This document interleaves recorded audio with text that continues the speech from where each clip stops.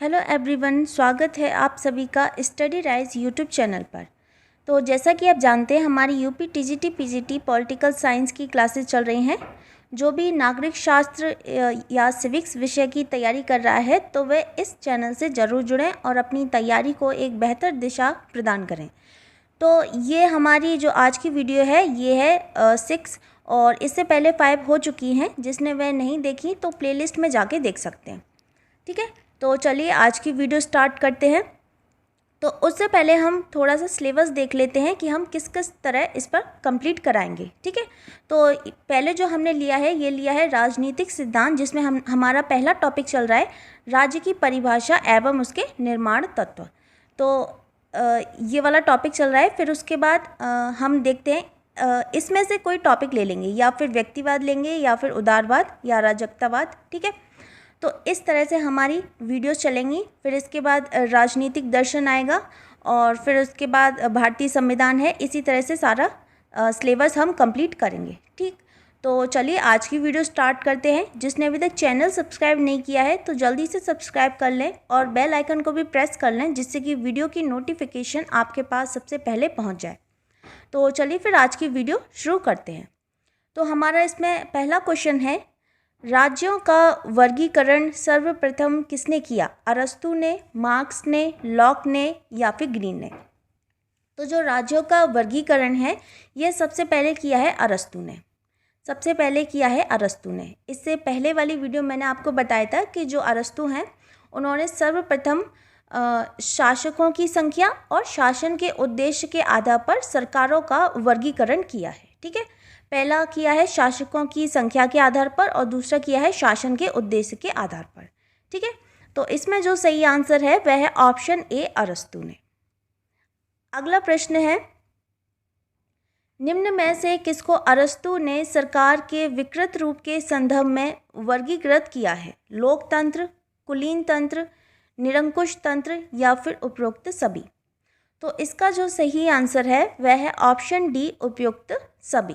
उपयुक्त सभी। ठीक है, अरस्तु ने शासकों की संख्या और शासन के उद्देश्य के आधार पर सरकारों का वर्गीकरण किया है। ठीक है, तो जो शासन का उद्देश्य यदि लोक कल्याण है, शासन का उद्देश्य अगर लोक कल्याण होगा तो वह अच्छा रूप है। यदि स्वार्थ पर आधारित है तो वह विकृत रूप है।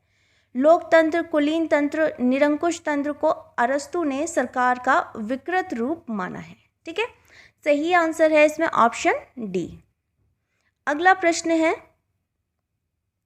अरस्तु ने राज्यों और संविधानों का वर्गीकरण किस प्रकार किया है? निर्मित और पारंपरिक रचना के आधार पर, शासकों की संख्या और शासन की गुणवत्ता के आधार पर, धार्मिक प्रभाव के आधार पर, या फिर आर्थिक प्रभुत्व के आधार पर? तो अरस्तु ने राज्य संविधान का वर्गीकरण किस प्रकार किया है? तो ये किया है शासकों की संख्या और शासन की गुणवत्ता के आधार पर।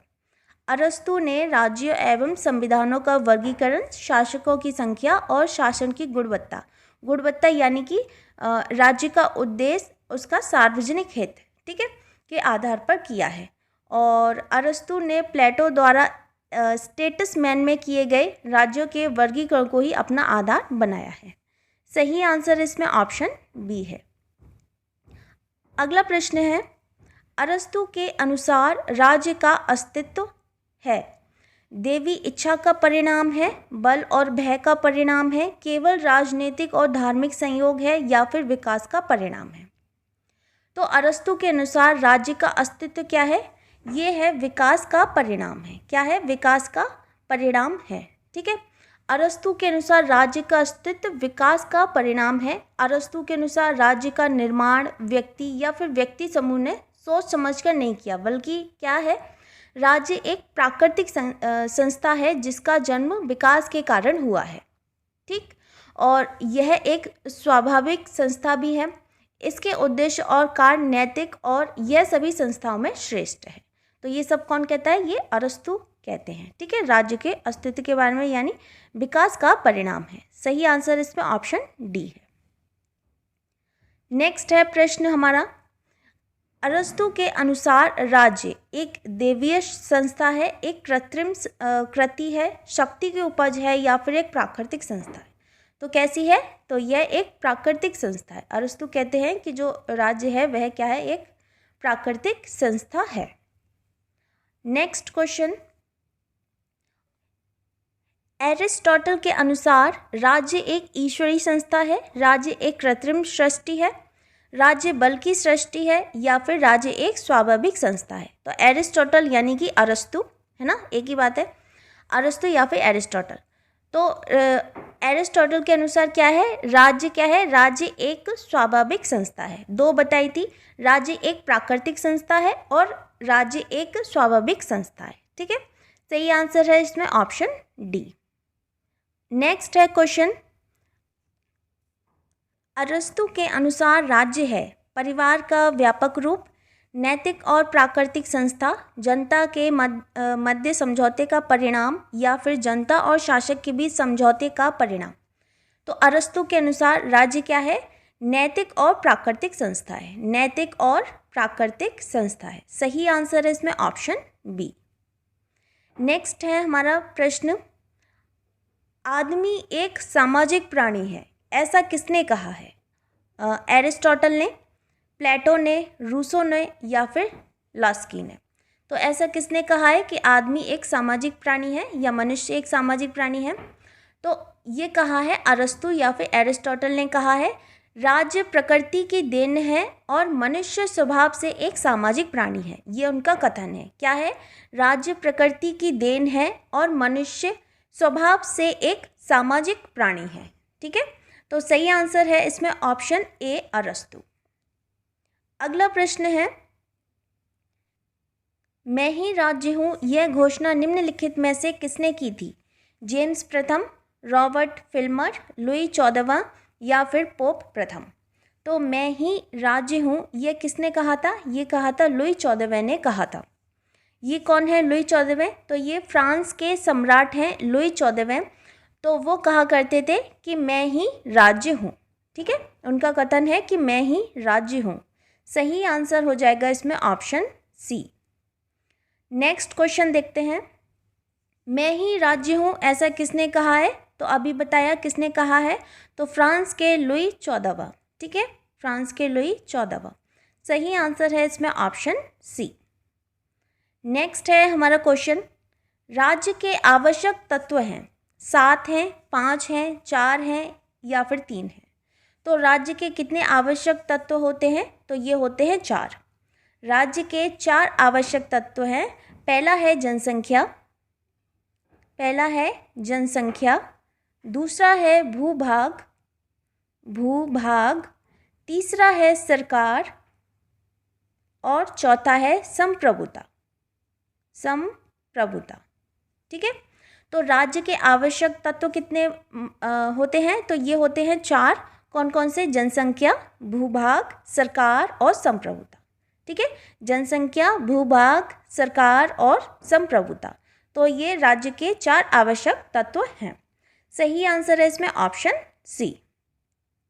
अगला प्रश्न है हमारा, राज्य का कार्य अच्छे जीवन की बाधाओं के मार्ग में बाधा पहुंचाना है, यह कथन किसका है? हीगल का है, बोसांके का है, कांट का है या फिर ग्रीन का है। तो ये कथन किसका है? तो ये कथन है ग्रीन का। इनका पूरा नाम है टी.एच. ग्रीन। ठीक है, टी.एच. ग्रीन। ये ग्रीन किस विचारधारा के थे? तो ये थे आदर्शवादी विचारक थे। ठीक है, ग्रीन किस विचारक थे? तो ये थे एक आदर्शवादी विचारक थे। ठीक है, तो इसमें जो सही आंसर हो जाएगा वह हो जाएगा ऑप्शन डी, ग्रीन। अगला हमारा प्रश्न है, निम्नलिखित में से किसने राज्य के कार्य के संबंध में बाधाओं को बाधित करना उक्ति का प्रयोग किया है? मिल, ग्रीन, हॉब्स या फिर हीगल। तो इसमें जो सही आंसर है वह है ऑप्शन बी, ग्रीन।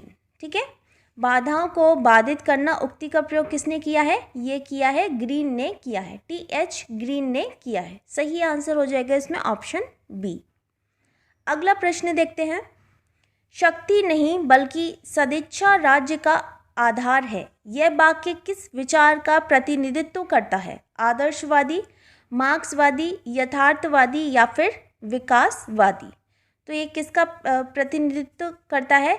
तो ये करता है आदर्शवादी का, आदर्शवादी का करता है। शक्ति नहीं बल्कि सदिच्छा राज्य का आधार है, यह वाक्य किस विचारक का प्रतिनिधित्व करता है? तो ये करता है आदर्शवादी का करता है। ठीक है। राज्य किसी ऐसी संस्था में निहित नहीं होता जो एक बार और हमेशा के लिए बनी हो। यह उस सामान्य इच्छा को व्यक्त करता है जो एक सामान्य भले हेतु कार्यशील होती है। ठीक है। तो इसमें जो टी.एच. ग्रीन है, जो एक ब्रिटिश दार्शनिक और विचारक थे, उनका मत था कि इन्हें इंग्लैंड में आदर्शवादी विचारधारा का समर्थक माना जाता है। जो टी.एच. ग्रीन है, उनको इंग्लैंड में आदर्शवादी विचारधारा का समर्थक माना जाता है और उन्होंने कहा है कि शक्ति नहीं बल्कि सदिच्छा राज्य का आधार है। ठीक है। तो सही आंसर है इसमें ऑप्शन ए, आदर्शवादी। और ये कौन थे? ये थे टी.एच. ग्रीन। अगला प्रश्न है, राजनीतिक कृतज्ञता का सिद्धांत प्रतिपादित किया है? मार्क्स ने, जे.एस. मिल ने, बोसांके ने या फिर टी.एच. ग्रीन ने? तो राजनीतिक कृतज्ञता का सिद्धांत किसने प्रतिपादित किया है?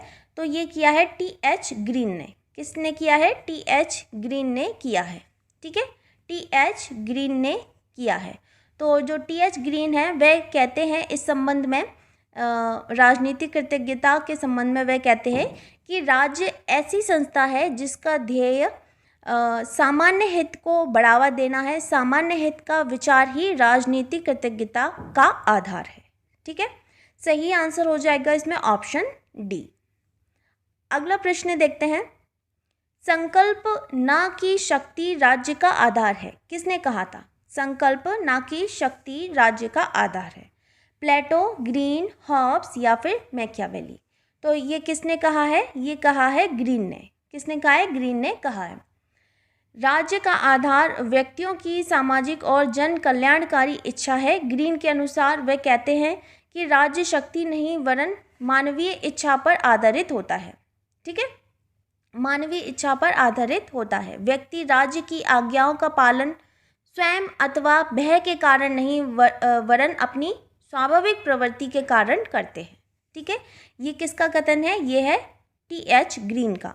सही आंसर हो जाएगा इसमें ऑप्शन बी। अगला प्रश्न देखते हैं, राज्य का आधार शक्ति नहीं इच्छा है, किसने कहा है? डेविड ईस्टन ने कहा है, गार्नर ने कहा है, ग्रीन ने कहा है या फिर लास्की ने कहा है? तो ये किसने कहा है? राज्य का आधार नहीं इच्छा है, तो ये कहा है ग्रीन ने कहा है। ठीक है। किसने कहा है? ग्रीन ने कहा है। और जिसने अभी तक चैनल सब्सक्राइब नहीं किया है तो चैनल को ज़रूर सब्सक्राइब कर लें। ठीक है। और बेल आइकन को भी प्रेस कर लेना। हमारा नेक्स्ट क्वेश्चन है, किसने कहा राज्य का आधार शक्ति नहीं इच्छा है? तो देखिए कितनी बार रिपीट हुआ है, 3 बार क्वेश्चन आ चुका है ना। 2020 में पूछा गया था GIC परीक्षा में, फिर उसके बाद 12 और ये है 2012 का। हाँ, तो ये किसने कहा है राज्य का आधार शक्ति नहीं इच्छा है? तो ये किसने कहा है? टी.एच. ग्रीन ने कहा है। ठीक है। टी.एच. ग्रीन ने कहा है। ये शायद TGT में भी पूछा गया था, TGT PGT में भी पूछा गया था। देखते हैं नेक्स्ट क्वेश्चन, किसने कहा इच्छा शक्ति नहीं राज्य का आधार है? फिर से रिपीट हुआ है, ये UP GDC प्रवक्ता परीक्षा 2012 में पूछा गया। तो ये किसने कहा है? टी.एच. ग्रीन ने कहा है। ठीक है। टी.एच. ग्रीन ने कहा है। तो ये थी आज की वीडियो। उम्मीद करती हूँ आपको वीडियो पसंद आई होगी। मिलते हैं फिर बहुत जल्द नेक्स्ट वीडियो में। तब तक के लिए थैंक यू सो मच।